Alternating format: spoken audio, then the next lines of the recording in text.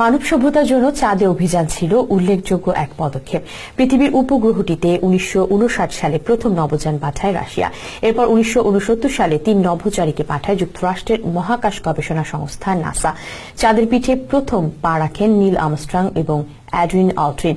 সেই অভিযানের পর 1972 সাল পর্যন্ত মোট 6 বার মানুষের পা পড়ে চাঁদের বুকে।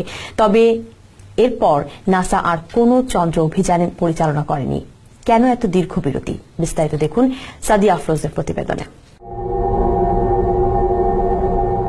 সাম্প্রতিক চীনা অভিযানকে বাদ দিলে বিশ্বের আর কোনো মহাকাশ গবেষণায় সক্ষম দেশই চাঁদে অভিযান চালায়নি। কিন্তু প্রথম চন্দ্র অভিযানেই মানুষ প্রমাণ করেছিল বিজ্ঞান ও প্রযুক্তিতে অনেক এগিয়ে গেছে সভ্যতা। কিন্তু কেন মানুষ আর চাঁদে গেল না?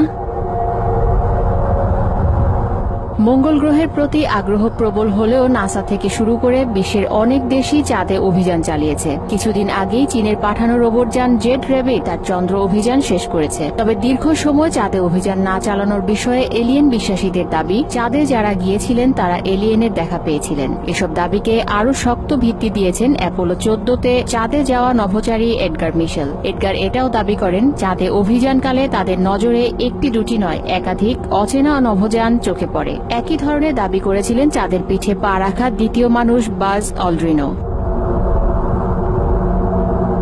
সব তথ্য উপাত্ত থেকে এলিয়েন বিশ্বাসীদের মত হচ্ছে, চাঁদে যে উন্নত প্রাণের অস্তিত্ব রয়েছে তা নাসা ঠিকই বুঝতে পেরেছিল। চাঁদে বুদ্ধিমান প্রাণীদের সঙ্গে তাদের যোগাযোগও হয়, তবে সেসব তথ্য ও ছবি সাধারণ মানুষের কাছে গোপন করে ফেলে নাসা। এসব কারণেই হয়তো চন্দ্র অভিযান স্থগিত করে এখন মঙ্গলের প্রতি ঝুঁকেছেন গবেষকরা।